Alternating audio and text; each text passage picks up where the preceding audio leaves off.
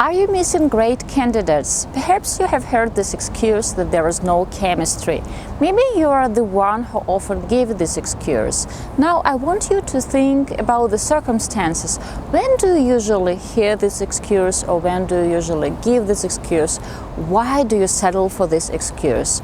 Sometimes you believe that really you didn't like the person in front of you, or you didn't like this person enough to ask her or him out on a second date.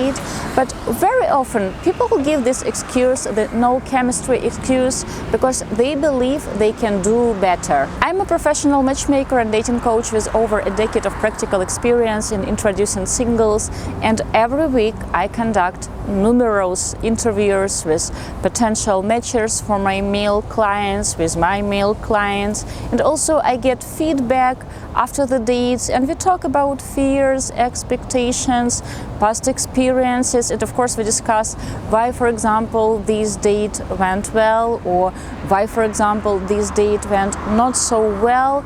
And in this video I want to talk to you about this concept that I believe I can do better and why so often it backfires. Of course, not everybody will like you, and you can't like everybody, so it's normal. And now we represent two gentlemen, both have Ukrainian roots. So one gentleman lives in Germany for over 2 decades. He got his education in Germany and he has built his career in Germany. The other gentleman got his education in the UK and he has built his career in the UK. Both are tall, handsome. So one can tell me that, oh, your job as the matchmaker must be a piece of cake because they are Ukrainian, they understand the culture, and of course Ukrainian women, they want to date someone Ukrainian. Obviously, this must be so easy. Well, it is not so. When we conduct interviews with potential matches for these clients, some women don't find this man handsome enough. For example, one lady has claimed that our British client, our British Ukrainian client is too tall, or he's not tall enough, or he's like lanky, or for example our Ukrainian client in Germany, he's divorced, and even though the lady is divorced herself, she claims she is not open to date someone who is divorced. Or for example, some ladies claim they don't want to date someone who has kids from previous relationships, and our client has 2 kids from his first marriage, and he's open to date a lady who also has a child from her first marriage. So we often hear no's, and ladies often say no, they don't want to go out on dates with my clients. But don't worry about my clients, they are in the right hands, and we will hear no's instead of them. So we will pre-select the right candidates, the right ladies who have showed enough interest, enough level of excitement, and our clients actually listen to our advice and our tips, and they implement them into their dating strategy, so they will end up with the results they want and they need. My point is, even when we get to work with a gentleman who is tall, traditionally handsome, and he is not willing to date someone 15 years younger, so he's dating someone his age or slightly younger, and his requests, they are not super complicated, it's still quite complicated to get matches because we all have our own expectations, our own ideas how it should be, and we all have our fears, past experiences. And I, as a matchmaker, know that there will be tons of women who would say no to a date with my client. But some singles, some men and women, they still stubbornly believe that only they can choose, only they can be choosy, and the other party automatically likes them and is willing to go out with them. And of course, when you have this mindset that everybody likes me, everybody wants to date me, like I'm so dateable, everybody is willing to spend time with me, you can't appreciate it that a person actually is willing to go out with you on a second date. You can't appreciate it when the interest is mutual, because mutual interest is quite rare. The majority of people won't be willing to date you, and that's okay, that's fine. And so often people dismiss mutual interest. They don't believe it's rare. They believe it's something they can find easily. Of course, don't get me wrong, I'm not encouraging you to propose to a woman just because she liked your post on Instagram or just because she replied to your how are you message on Tinder. No, definitely not. I'm talking right now about mutual interest when you went out on 1, 2, 3 dates and you see that conversation is going, she is asking you questions, you see by her body language that she wants to get to know you better, in a sense that she wants to spend time with you. She actually listens to what you are saying, and instead of actually exploring this acquaintance, going out on more dates and seeing how this might go further, many men and some women think that okay, the grass will be greener on the other side. I can date someone better. And people so often get so confused with the idea of perfection that for them settling down means lowering their standards in a way that okay, she ticks these boxes but she doesn't tick other boxes that he creates in his mind.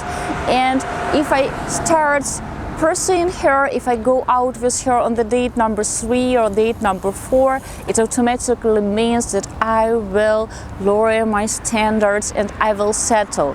Guys, settling down, it really means that okay, I have met someone who has showed mutual interest in me. It's just interest, the idea that she wants to go out with me on the date number 2, date number 3, spend some time with me, the idea that we might have some interest in common, that our values and goals align, and both of us are ready to explore this. If there might be more, might be a connection. This is the first stage of settling, that I'm only dating you and you are dating me. It's not a proposal yet.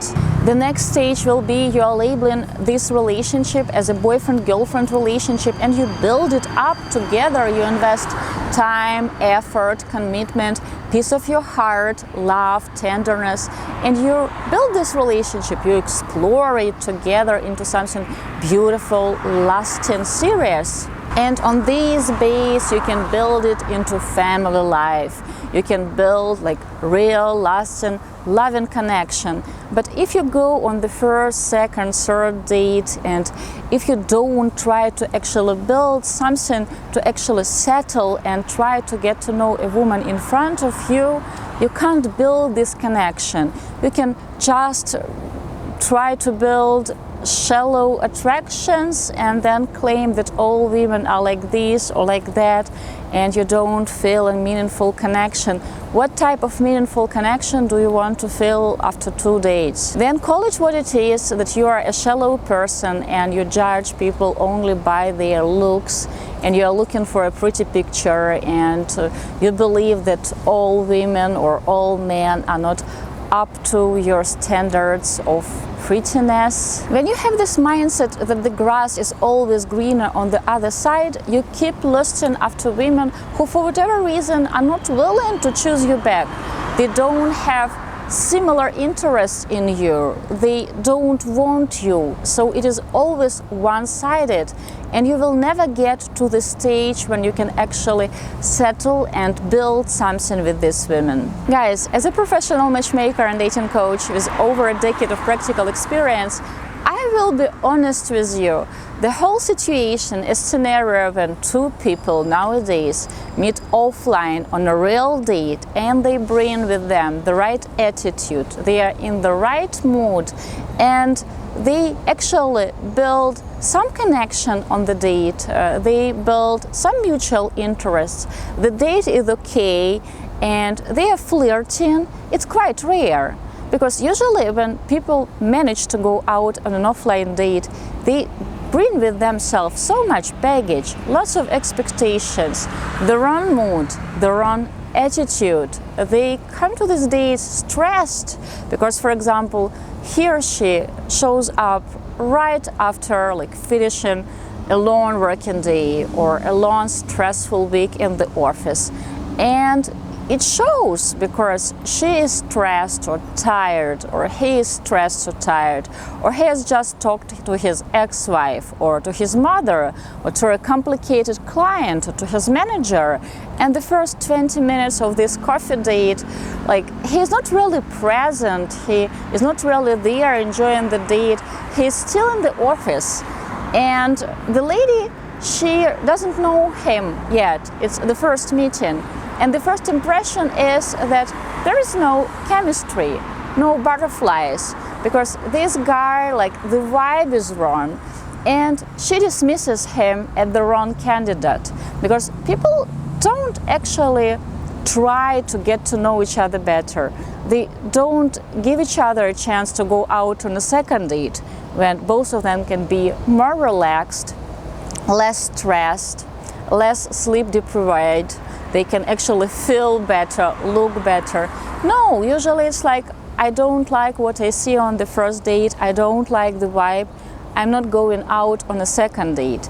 And I'm sure many of you had such dates and you have dismissed such dates and you saw that, okay, next, I don't like her. So the whole idea that you have showed up on a date in a great mood with the right attitude, and she has showed up on a date in a great mood with the right attitude, and two of you magically have similar interests, similar long-term goals, similar values. This is magic already. And if you plan to ruin this magic by thinking that, okay, I can do better, if I have managed to find Maria, definitely I can find another girl, but she will be like 5 years younger, or even hotter, or maybe slimmer.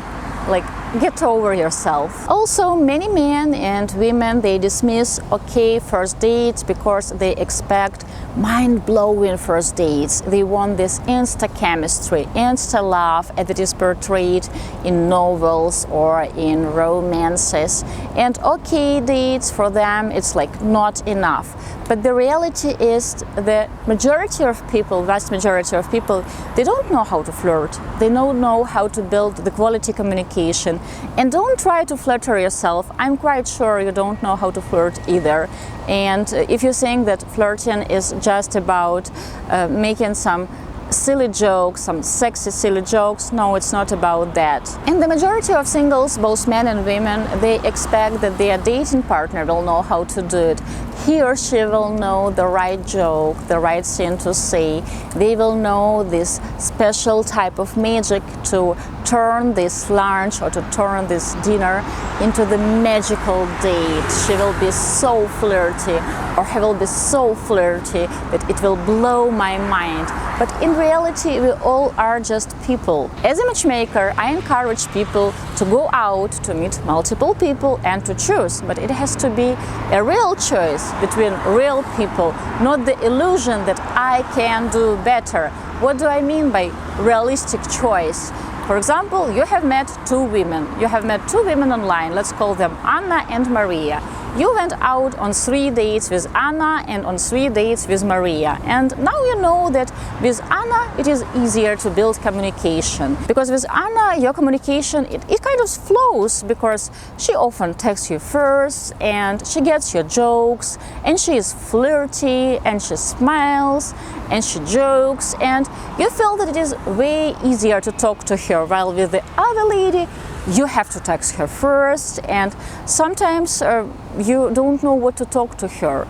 She is beautiful, she is gorgeous, but it is not so easy to talk to her. So after going out on 3 dates with each lady, you have made up your mind and you have decided to pursue dating the first lady. Here you have dated 2 ladies, you had 2 options, you've made up your mind. But sometimes that's not the case. A man goes out on a date with a lady and there is some interest. He goes out on the 2nd date, on the 3rd date, and then he thinks that, okay, I can do better. And there is no better. He doesn't have any other options. Like this lady, she's the first in several years who actually has agreed to go out with him on the second and third date. But he believes that, okay, if I have managed to get attention of someone who is 38, now for sure I can aim younger, or now for sure I can aim hotter, or now for sure I can get someone better. But that's not the case. You don't have any other realistic choices. So first you have either to create these realistic choices, you have to find other women, you have to get these dates, you have to get their interest, build some connection, and only then you can tell that, oh, I can choose, I can be choosy. Well, but in reality, that's not the case. And very often this idea that I can do better, it backfires. Instead of actually feeling happy that finally I have found a girl who has showed real interest. This is not a relationship yet, and chances are strong that after 5 dates she can lose interest, or she can actually compare you to another guy because she can be dating someone else as well and can be comparing, which is fine because 3 dates is hardly a relationship. But you are already thinking that I can do better. So the whole I can do better scene is ridiculous. Guys, I hope it was useful, and I hope that you have noticed that I'm filming this one for you in the new surrounding. I won't tell you where I'm filming this. Maybe you can guess in the comments below. My name is Svetlana Mucha. I'm the founder and the leading matchmaker and dating coach at Diolli.com. I'm still filming this for you with Sasha, our operator. Our website is still Diolli.com, even though we have changed the design. So I encourage you to go and check it out. So please share in the comments below if you like it. Now is the time to subscribe to our channel, to support it by becoming a sponsor if you like the content that we create for you. Also, press like to this video, share your thoughts in the comments below. Maybe you disagree with me and you believe that it is okay to be choosy and only guys choose and women don't get this advantage to choose men as well. And I remind you that you can always request the complimentary consultation with the matchmaker if you want to learn more about our matchmaking process. I wish you lots of love. I will see you in the next one. Bye.